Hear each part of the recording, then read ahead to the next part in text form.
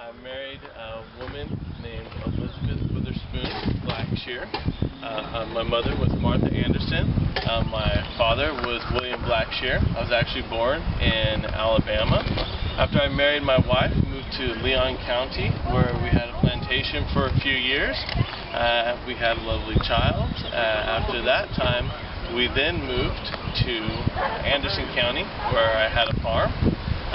Lived there for a few more years and decided to settle here in Palestine in the brick house there on Rusk Street. I had my son, William Witherspoon Blackshear. He and his wife, Mammy Rollins, they had a son, Nathaniel.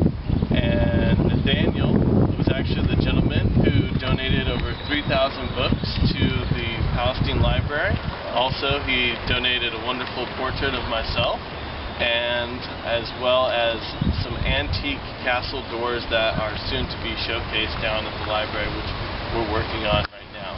I enlisted in the Southern War, also known as the Civil War, in 1861 down in San Antonio, Texas, as a member of the 2nd Texas Cavalry.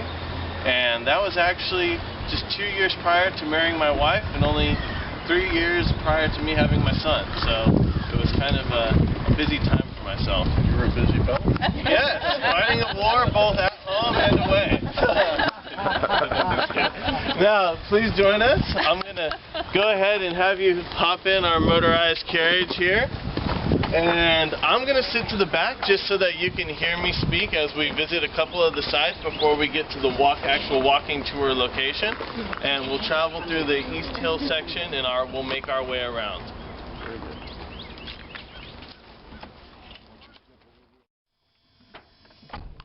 What we're going to do this morning is we're going to take the first part of the tour and we're going to go around the perimeter of the East Hill section here, and we're going to talk about some of the interesting stones in different parts of this cemetery.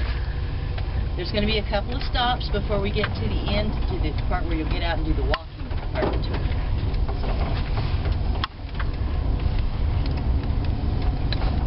If you'll notice out here, you'll see many headstones that look like tree stumps.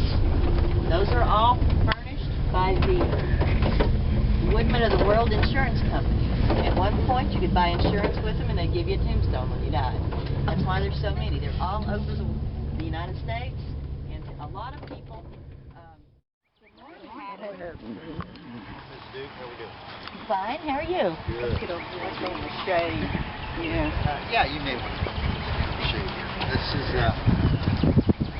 my name is Captain William Kimbrough. Sit. And some table wrapper has recruited me to welcome you to our marble orchard here. And it was the first Methodist church established in Texas. My mom and Catherine died there. So we decided to come on for duty. So we went on down the Nature's River for duty. And for duty, it's not really a fort set up to ward off Indian attacks, because it wasn't built like a stockade. It's never, of course, been verified, but that's what one of the. So what are some of the oldest? Some of the oldest is Dr. Captain Kimbrough is one of the Okay. oldest. Yes, he's one of the first marked graves out there. Yeah. One of them.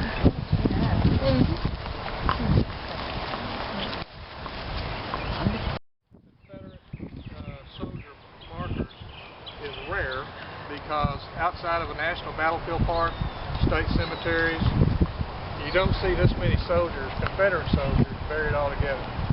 And the reason is that